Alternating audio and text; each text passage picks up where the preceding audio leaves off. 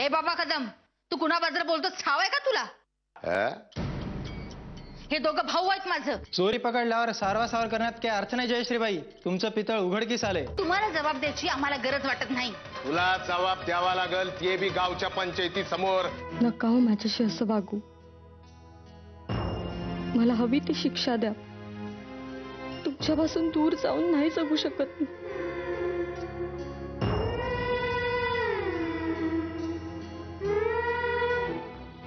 एक विचारू? विचार. तू काशीशी असा का वागतोस? तुम्हाला असं म्हणायचंय का की चूक माझी आहे यावेळेसी? दरवेळेस चूक माझीच असते ना गोदा आत्या? त्या काशीच्या चुकांवर पांघरून घालू नका तुम्ही. अरे पण काशीचं नावही घेऊ नका आता. जा, काम करा तुमचं. नको चहा मला.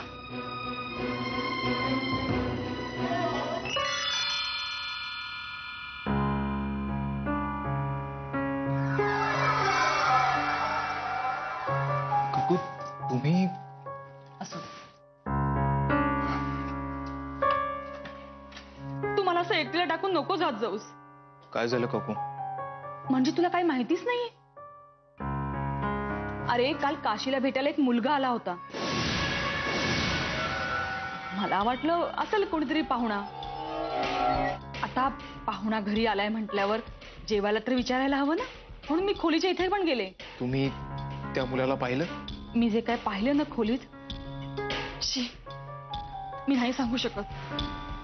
तू त्या मुलीचा स्वीकार केलास ठीक आहे, पण मला अगदी प्रामाणिकपणे वाटतं बघ, तू एकदा शहानिशा कर की ती काशीच आहे.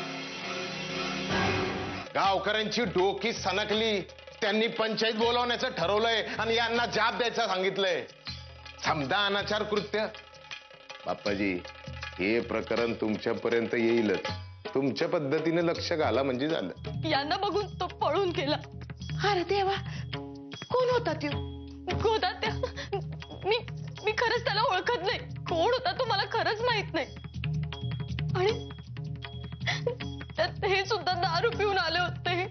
काय? पार्टनर्सच्या ऑफिसमधून फोन होता. काय म्हणतात? ते म्हणाले की या झाल्या प्रकारामुळे मंत्री साहेब खूप चिडलेत. त्यामुळे पार्टनर्स पण नाराज आहेत आणि म्हणून आणि काय त्यांनी पार्टनरशिप रद्द केली आहे. हे सगळं असं का होतंय भाऊ काका? जे काय झालं ना ते खरं खरं सांग त्याला, म्हणजे त्याचा गैरसमज दूर होईल. ते माझ्याशी एकही शब्द बोलायला तयार नाहीये. उठ संजय. गोदात्यामध्ये बोलू नका. उठ तुझ्यामुळे आणि तुझ्या त्या आईमुळे मोहित्यांच्या घराण्याची इज्जत धुळीला मिळाली. माझ्या आईने काहीच नाही केलं. तुझ्या आईची चूक एक वेळेस मी माफ केली असती, पण तुला कसं माफ करू मी?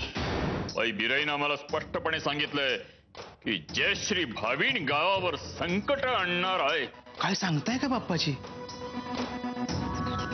मग त्या जयश्रीबाईवर नीट लक्ष ठेवायला हवं. बोला, तुमच्यापैकी कोण घेत ही जबाबदारी? कानाने ऐकलेल्या गोष्टी एक वेळेस खोट्या असू शकतात, पण डोळ्यांचं काय करू? ज्यांनी तिला एका दुसऱ्या मुलाच्या मिठीत बघितलंय, आज माझ्या डोळ्यात डोळे घालून बोलायची हिंमत नाहीये तुझी. आज मलाही असंच वाटतंय जे कामिनी काकूंनी सांगितलं. नाहीयेस तू माझी काशी.